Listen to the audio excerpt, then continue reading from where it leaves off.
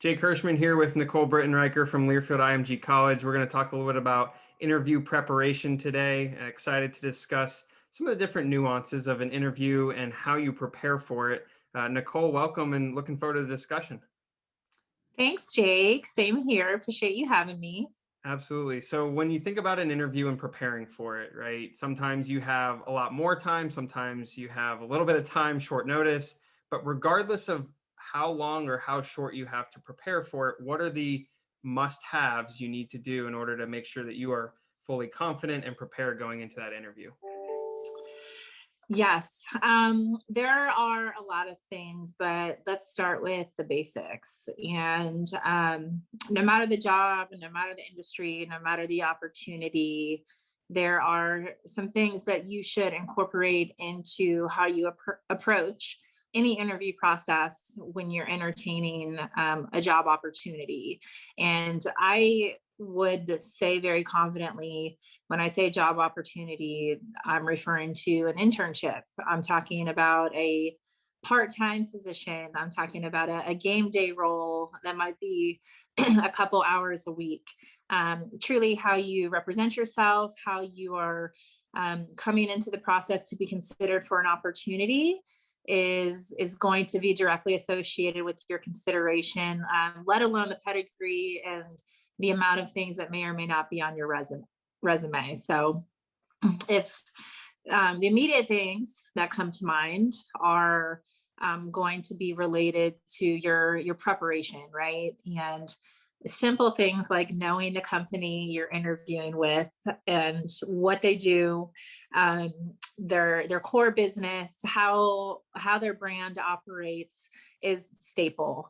And anyone can go on the website and get familiar with the company page on the internet, which is a standard, and that's an obvious.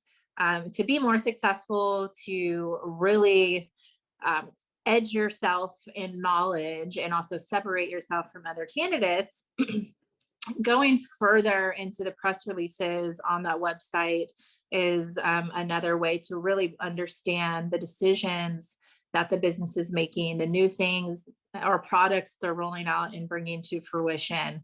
On top of that is a Google search.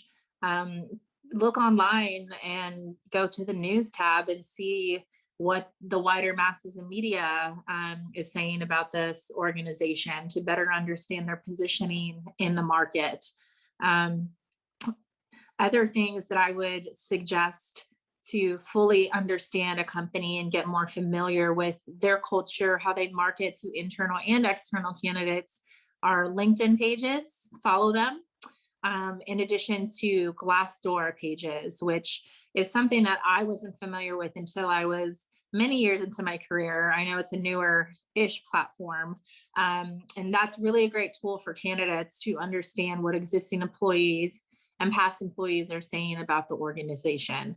So I will pause there because I know that was a few things. No, I think it's important to understand the LinkedIn part of it, to understand who you might be interviewing with, right? And sometimes you do and don't know. Sometimes, most of the time you do. And if you do, I would say at least understand to see if you're somehow connected to that person too, one way or another, right? To kind of check your references of, hey, what do you think about this person? Because in an interview process, everyone's going to try and be nice, right? You think, hopefully. I would agree. And generally everybody's bringing their best foot to the table, right? And they have their Sunday best on, their most perfect personality.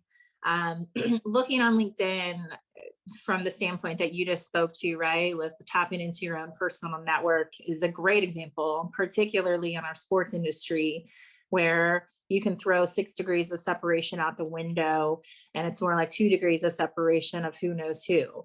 So a couple things that come to mind on leveraging LinkedIn is, one, talk to people you know who might have worked with the organization as well. Secondly, if you're applying for a role and you have good rapport, a solid relationship, maybe a mentor who has a relationship with that organization, maybe somebody within the organization who you have a strong enough relationship who would be comfortable referring you and endorsing you in in parallel to you submitting your application is always a very complimentary thing for the hiring manager or the recruiter to see when they know somebody that you know that's equally giving you an endorsement. That's going to give you a leg up to at least having the conversation to get the interview. That's diving pretty deep into the process, and that's, you know, further things that I didn't do immediately when I first got into my career. But I can tell you, no matter the level of role you're applying for, using the same process of tapping all your angles, pursuing persistently, and leveraging your network is going to help you get the job, get the internship, no matter what level and organization you're seeking. When you're preparing, Nicole, where there's kind of two levels of preparation, right? There's the preparation for yourself of, you know, that people are going to be asking you questions, whether it's about your story, whether it's about, you know, tell me about this time you did X, or, you know, what experience do you have in this? You have to understand, obviously, yourself, and there's certain questions you probably need to ask yourself in order to be prepared to answer questions that other people will ask you. But then there's also the questions that, in almost every interview situation, you're given time at the end or maybe even in between to ask questions. And the type of questions you ask are extremely important. So let's start with that first part of, what are kind of the common questions you need to be able to answer about yourself and to be able to represent well? And then we'll get to the second part. Yes, absolutely. The first thing is you need to be able to articulate your story, and no one can tell your story like you, right? So being able to describe the skills you bring to the table, the experiences you've had, but in a valuable way that's going to correlate directly back to the position you are seeking, is going to help the recruiter, their interviewer, the hiring manager tie the knots between what they need in a skill set and responsibilities in their hiring decision. So that, at the end of the day, is going to be the best way for you to kind of navigate role to role, and obviously switch it up based on the needs of the different job you're seeking. But the one thing you need to have down about you is your elevator pitch. And, you know, this expands outside of sales roles, but when you're interviewing, that's what you're doing. You're selling yourself. So coming to the table and telling your story in a way that helps articulate who you are as a person, things that are important to you, and things that might be outside of the bullet points on the resume. For example, you know, I was a elite athlete where I competed in college and played overseas professionally. I was a 2-time team captain. Those things obviously show, you know, my ability to be on a team, my ability to lead and have trust of other individuals based on how I am articulating back to them, or leading by example in my actions. Those are all benefits and attractive things that are not going to scream out on a resume underneath my job experience, right? So touching on those things, along with navigating your path and why you've gone one place to another, helping the interviewer know why you made the decisions you did, and taking jobs that you have to help seek the next position, are all things you should be able to really tell in a storied manner that's going to resonate with the person you're speaking with. Yeah. And those, and then the second part.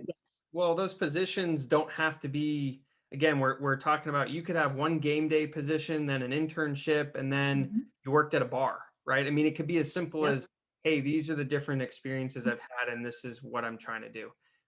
To that second point, though, right, to understand what questions you should be asking, what are some good examples of questions that you should be asking before you leave that table, to get the most out of the other side as well? Yeah, absolutely. I think this is very important. And I know when you're first getting in the door, we're really just trying to cut our teeth and get that first opportunity to get more experience, to get that first full-time job potentially.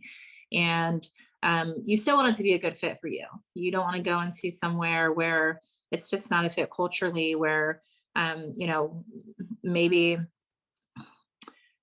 So I would take a step back and ask the things and the values that are important to that organization.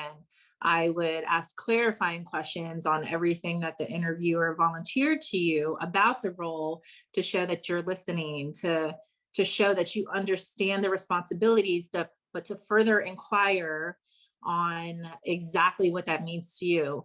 And if you don't know, like, feel free to ask things that you're not familiar with, right? You want to be able to grow in the interview process, where each time you talk to somebody else, you should feel like you have a full grasp of what you're going to be doing in this position. You can tie your experiences that you have, the courses that you've taken, and really apply it to what you're doing next. So you can further tell your story based on the answers you're getting back in the questions that are being volunteered. I would also add more specific, right? After you've gotten the job things out of the way, there are things that are fair to ask related to the timeline of the position, the hiring process, and what that looks like. Is this, one more call with the hiring manager and then you're going to make your hiring decision?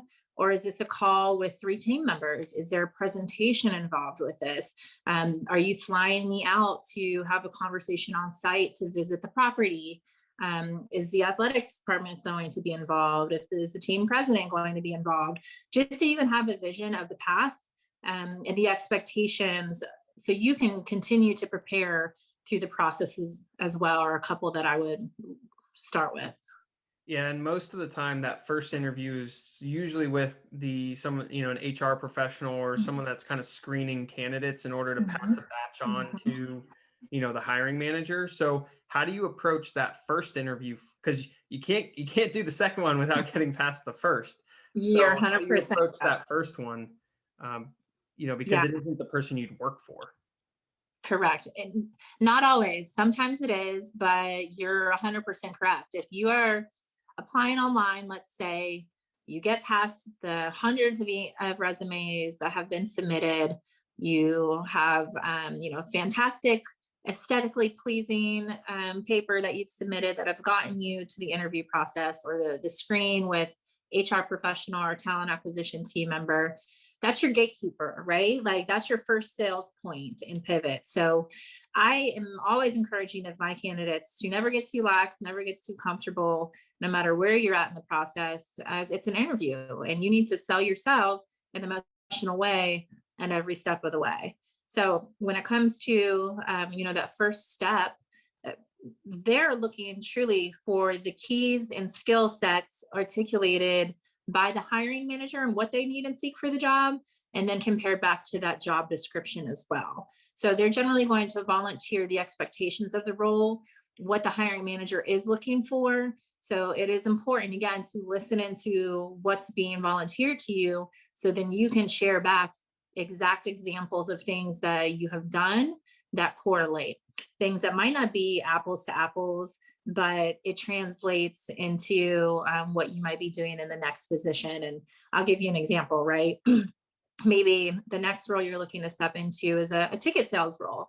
And while you haven't cold called or gone on external meetings, maybe you were in your fraternity or sorority having conversations to bring on new members, or you were working back with marketing to recruit new members into the organization during certain times of year. There are things that you need to be able to pick out in your resume that are going to translate to the next job. No, that's a great point. And as you think about, let's get to that next stage of you're interviewing with the hiring manager. Let's say that you're interviewing, there's one interview where you have 3 people and there's one interview where you're just one-on-one. How do Mhm. you prepare for those differently? One-on-one versus 3 people, because you got to make sure you pay attention to all 3 people and not just the one that's, maybe going to be the boss or whatever the case.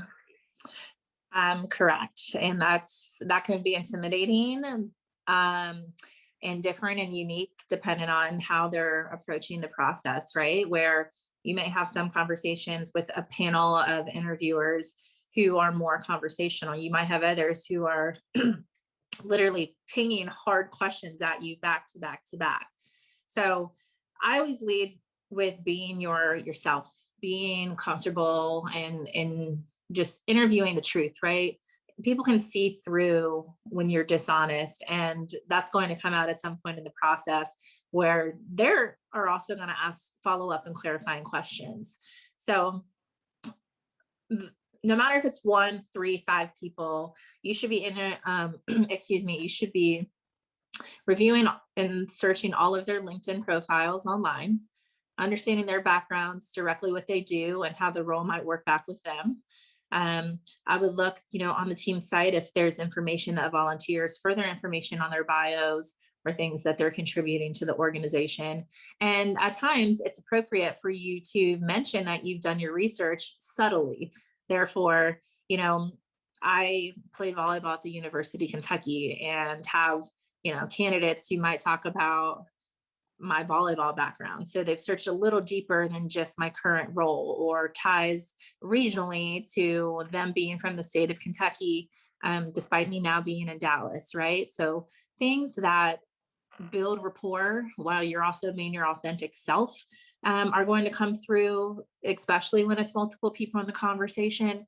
I think answering questions, maybe repeating it back to the person who is asking it is great, but then answering to the room is always important, because everybody is really gauging your answers, your responses, and how you think about things. So I wouldn't put a lot of emphasis on the amount of people and cause stress or nervousness, as truly your answers and the way you approach it in a professional, stand-up, high integrity way should be the same no matter how many people are in the conversation. Yeah, I mean, if you're interviewing for a ticket sales role, entry level, and you know that the person you're interviewing with started out as an entry level ticket salesperson, like ask them about what their experience was like. What are you looking for in, a person that in which you were in that role, and what did you succeed at? What did you fail at? Right? Those types of questions. The last thing as we wrap up, and my favorite question is, what question did I not ask that I should have? That's my favorite to kind of Love leave it. with. But do you have a favorite question that you like to prepare no matter what the conversation's about? Yeah, as in my own interview process or being the interviewee in my own. No. Yeah, your own. Mine is similar to you, where I'll be like, what do I need to know? You know what I mean? Like, tell me what I need to know. Or, and it's really like giving the open table feedback of allowing that person to volunteer things that maybe wasn't asked directly by me, but comes to mind. And I think that's where you get the real culture pieces. That's where you get the real expectations outside of the traditional job things that kind of bring it full circle and tied together. Um, and if I think of a question that people ask me as the hiring recruiter, I'm like, what am I? I am impressed by the non-traditional questions. And what I mean when I say that is like, oh, like, what were your biggest challenges? And more so asking questions that are not tied to the role that they're interviewing for. So I cannot volunteer answers to them that are going to help them in their next process. So sometimes I try to correct that for them and say, well, let me give it to you in this perspective, because this is going to more closely tie to the responsibilities of the job, right? I think understanding a person's background, and back to showing you've done your research, is, I've seen you've been with the organization for 7 years and you started out in this function, moved to that function, and now you're here. Like, is that a normal process? Is that opportunity for growth? Is that something that the company promotes, or how did you do that? How did you get there? And then the final question that I'd say is extremely important is really understanding the potential of longevity of a career in the organization you're talking to. So, if there is positions an opportunity to move up, progress, and transcend, or if you're going to be looking for another career step in 3 years, because there really isn't opportunity like that. No, it's a great point. Well, appreciate your insights and perspectives on how to prepare for the interview. Certainly, each has their own way, right? But ultimately, making it your own and kind of fine tuning it along the process, as each interview is an experience, and you're going to learn kind of what works, what doesn't work for you along the way. I always like to say, just because you have one interview, it's not your last. So Correct. you'll have more and more as they come. Absolutely agree wholeheartedly, Jake. Appreciate it. Thanks, Nicole.